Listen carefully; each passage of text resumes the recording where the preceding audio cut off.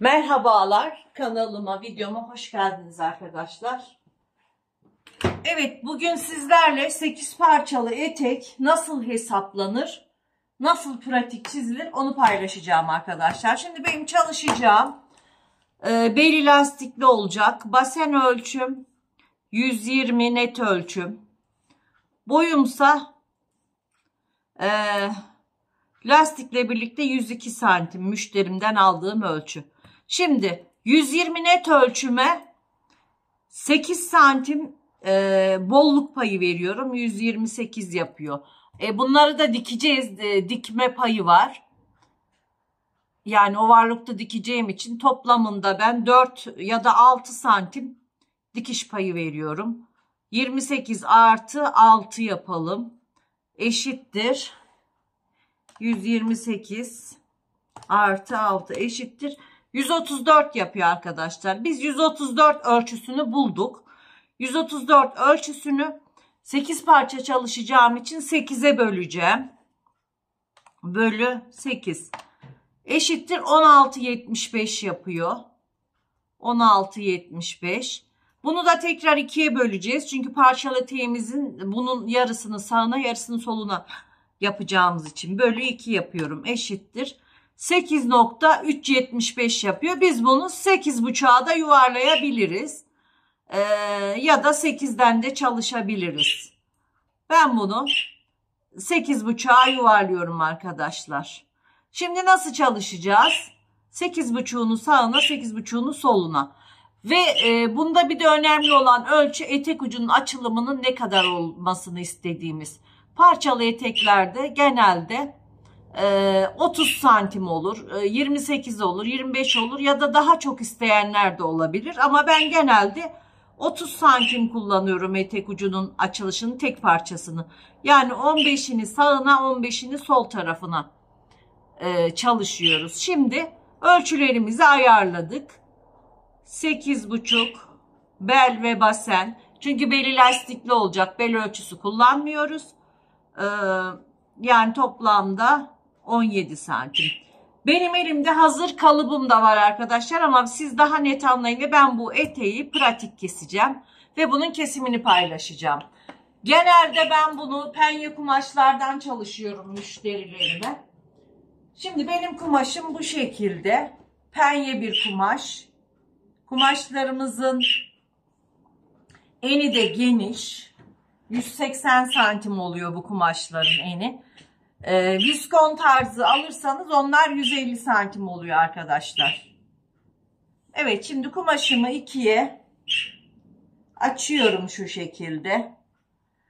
Ve şöyle katlıyoruz düzgün bir şekilde. Kumaşımızı 2 kat olarak seriyoruz. Parçalı eteklerde bir parçası çıktıktan sonra gerisi tamamlanmış oluyor arkadaşlar zaten. Yani eteğimiz, kalıbımız çıkmış oluyor. Siz kendi ölçülerinize göre hesaplayın ve bir kağıda çizin bunu. Elinizde her zaman hazır bulunsun. Eğer dikiyorsanız, giyiyorsanız. Evet. Şimdi hemen sabunumu alıyorum. Ve cetvellerimi de alıyorum. Evet, şimdi öncelikle kumaşımızın kenarından ve üstünden bir düz çizgi çiziyoruz. Kumaşımızı düzeltmek için. Kumaşlarda her zaman eğrilikler olabiliyor. Şöyle sabunumuzu kırdık hemen. Şöyle düz bir çizgi çiziyoruz.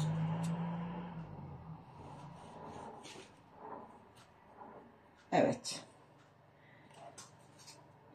Şimdi kenardan da şöyle bir düzeltme çizgisi çizelim.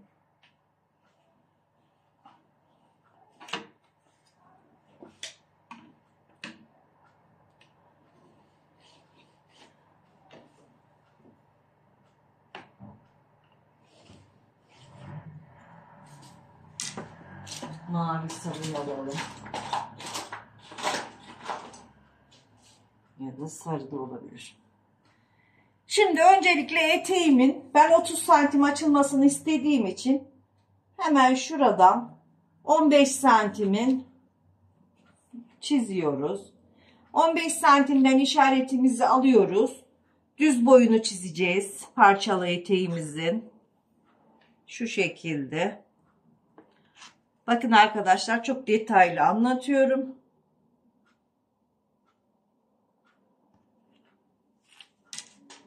Evet. Şimdi şöyle düz boyumuzu çiziyoruz.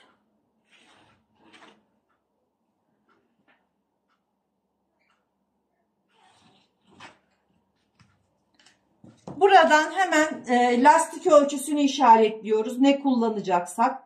Ben 3 santimlik bir lastik kullanacağım. 1 santimde dikiş payı şöyle 4 santimden işaret alıyorum.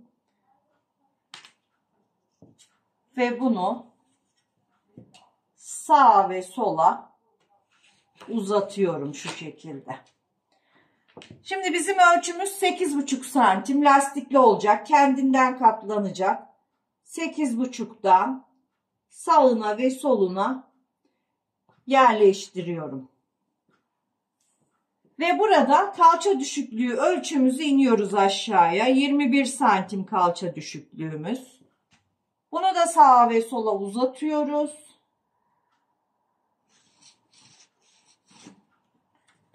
Buradan da bir bakalım net gözüküyor mu? Evet, çizgilerimiz belli olmuyor ama gözüküyor.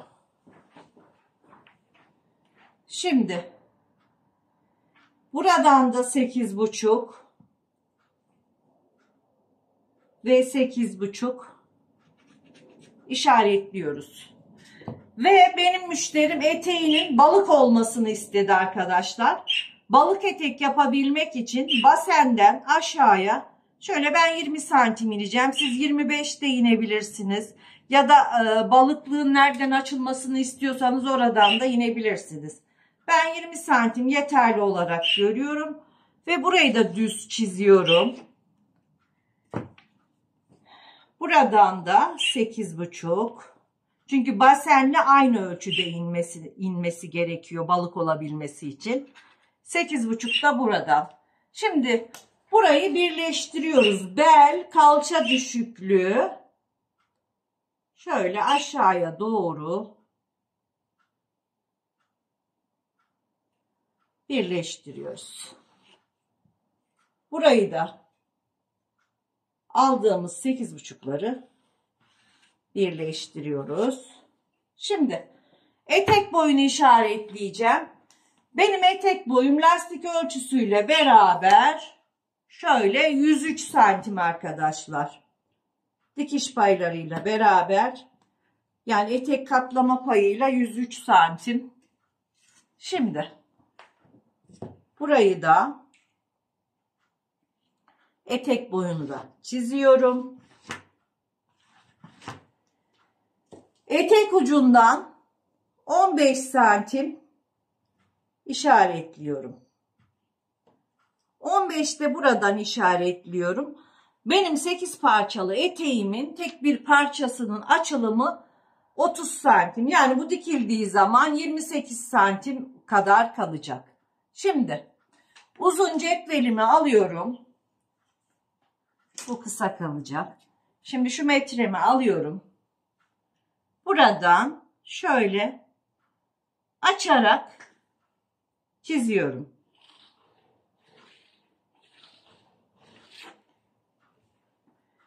Buradan da açarak çiziyorum. Evet.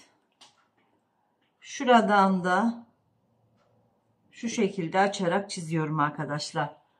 Ve benim kalıbım çıktı arkadaşlar. 8 parçalı eteğimin kalıbı çıktı. Etek uçlarında sivrilik olmasın diye şöyle yarımşar santim ya da birer santim etek ucundan yukarı çıkıyoruz. İşaretini atıyoruz. Ve riga cetvelimizle bakın yuvarlak yeri ortaya koyarak, pardon şöyle yuvarlak yeri yan dikişe koyarak şu şekilde eteğimizin ucunu düzeltiyoruz. Tekrar çeviriyoruz. Burayı da düzeltiyoruz. Hiç bilmeyenler bile kendi ölçülerine göre parçalı eteklerini bu şekilde kesip dikebilirler arkadaşlar. Şimdi kesime geçiyoruz. Hesaplama yaparken dikiş paylarını içeride yaptığımız için ben şimdi hiç dikiş payı vermeden çizgilerden keseceğim.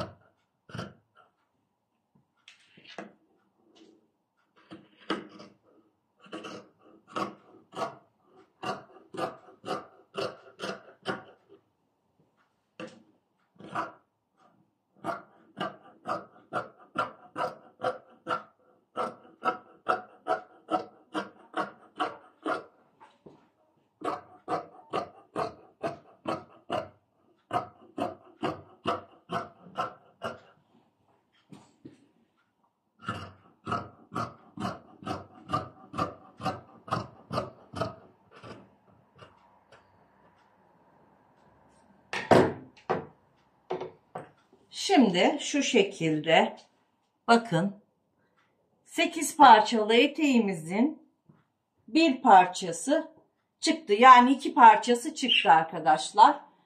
Bunun gibi 3 parça daha kestiğimiz zaman eteğimiz tamamlanıyor arkadaşlar. Bakın şu şekilde ben yakından göstermek istiyorum. Çünkü bu eteğin kesimini sadece kesimini paylaşmak istedim. Yani ölçülerimiz nasıl olur diye.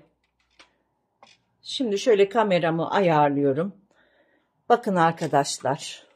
Bu şekilde 8'de biri eteğimizin 8 parçalı eteğimizin bir parçası yani 2 parçası 2 kat olduğu için belimizi 8'e böldük. Ölçümüze 8 santim bolluk payı verdik. 4-6 santimde dikiş payı verdik arkadaşlar. 8 parça olduğu için her parça overlock'ta dikileceği için gördüğünüz gibi eteğimiz bu şekilde kesildi. Etek uçlarımı 15-15-30 santim açılım yaptım arkadaşlar. Gördüğünüz gibi çok güzel bir etek olacak. Siz de bu şekilde hesaplayarak parçalı eteklerinizi kendinize, arkadaşlarınıza ve müşterilerinize dikebilirsiniz arkadaşlar. Parçalı eteğimiz bu kadar basit ve kolay hesaplaması.